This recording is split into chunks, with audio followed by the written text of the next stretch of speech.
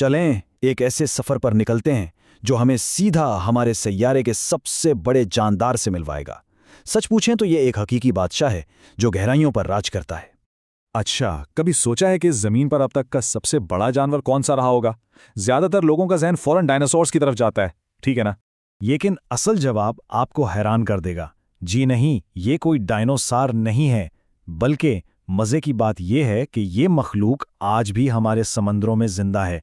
तो चलें इसकी तफसील में जाते हैं। सबसे पहले तो ये देखते हैं कि ब्लू व्हेल आखिर कितनी बड़ी होती है। उसका साइज समझना ही अपने आप में एक चैलेंज है। तो एक औसत ब्लू व्हेल की लंबाई होती है 30 मीटर, यानी तकरीबन 100 फुट। ये सिर्फ एक नंबर नहीं है, ये बहुत बड़ी लंबाई है। अब इस लंबाई का अंदाजा कैसे लगाया जाए? यूं समझें कि एक प्रोफेशनल बास्केटबॉल कोर्ट भी इससे छोटा होता है। जी हां, एक ब्लू व्हेल इससे भी लंबी होती है। अच्छा, लंबाई तो हो गई, अब इसके वजन की बात करते हैं। इसका वजन 200 टन तक हो सकता है, यानी तकरीबन 2 लाख किलोग्राम। इस वजन का अंदाजा लगाने के लिए ये मवाजना देखें। एक तरफ एक ब्लू व्हेल और दूसरी तरफ 30, जी हां, पूरे 30 हाथी। इनका वजन तकरीबन बराबर होता है। जरा सोचें तो। और बात यही खत्म नहीं होती। इसका दिल, सिर्फ दिल, एक छोटी गाड़ी जितना बड़ा होता है, और इसकी जबान, इसका वजन ही एक हाथी के बराबर होता है। ये तो वाकई नाकाबिले यकीन है। तो अब सवाल ये पैदा होता है कि इतना बड़ा जिस्म आखिर चलता कैसे है? मतलब ये खाता क्या है? इसकी सबसे अहम खुराक है क्रिल। ये बिल्कुल झींगे जैसे छोटे छोटे जानदार होते हैं, जिनकी लंबाई सिर्फ 1 या 2 सेंटीमीटर होती है। और हैरानी की बात यह है कि ब्लू व्हेल की खुराक का 99% हिस्सा सिर्फ और सिर्फ क्रिल पर मुश्तमिल होता है। यानी सैयारे का सबसे बड़ा जानवर दुनिया के सबसे छोटे जानदारों में से एक को खाकर जिंदा रहता है ना कमाल की बात? और ये खाती कितना है, सुनकर शायद यकीन ना आए, लेकिन एक ब्लू व्हेल एक दिन में 4 टन यानी 40 लाख ग्राम तक क्रिल खा सकती है, एक दिन में। अच्छा, इसके साइज और खुराक की बात तो हो गई।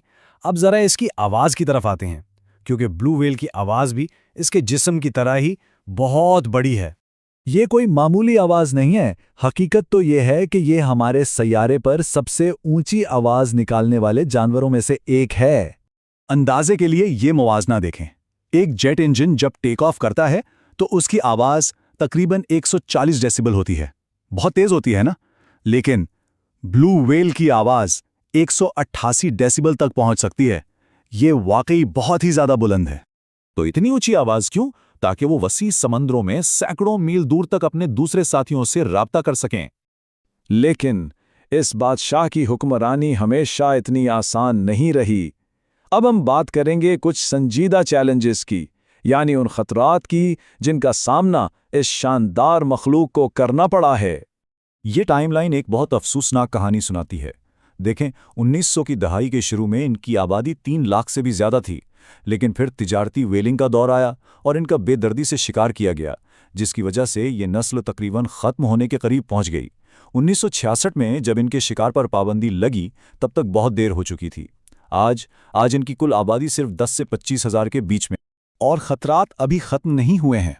आज भी उन्हें कई चैलेंजेस का सामना है, जैसे बड़े बहरी जहाज़ों से टकरा जाना, पानी के अंदर शोर की आलूदगी की वजह से इनका आपस में राब्ता करना मुश्किल हो जाता है, मछलियां पकड़ने वाले जालों में फंस जाना, और सबसे बढ़कर मौसमियाती तब्दीली, जिसकी वजह से इनकी खुराक यानी क्रिल की आबादी पर बुरा असर पड़ रहा है। तो सवाल यह है कि हमें इसकी इतनी फिक्र क्यों करनी चाहिए? इसलिए कि ब्लू व्हेल सिर्फ एक बड़ा और दिलचस्प जानवर नहीं है, ये समुद्री माहौल के लिए एक इकोसिस्टम इंजीनियर का काम करती है। ये कैसे? 2 बड़ी वजूहात हैं। पहली, ये समंदर को फर्टिलाइज करती है। इसके फजले से समुद्र की सतह पर ग़िज़ाई अज्जा फैलते हैं, जिससे फाइटोप्लैंक्टन जैसे नन्हे पौधे बढ़ते हैं, और यही फाइटोप्लैंक्टन पूरी समुद्री फूड चेन की बुनियाद है। दूसरी वजह यह है कि ये एक कार्बन सिंक है। इनके बहुत बड़े जिस्म अपनी पूरी जिंदगी में माहौल से बहुत ज़्यादा कार्बन जज्ब कर लेते हैं, जो मौसमियाती तब्दीली को काबू में रखने में मदद देता है। तो आखिर में एक बड़ा सवाल हमारे सामने है। ये बादशाह व्हेलिंग के दौर से तो बच निकला है, लेकिन क्या इसकी सल्तनत यानी हमारे समंदर कभी मुकम्मल तौर पर बहाल हो पाएंगे? इसकी बका की जंग अभी जारी है और इसका मुस्तकबिल अब भी हमारे हाथों में है।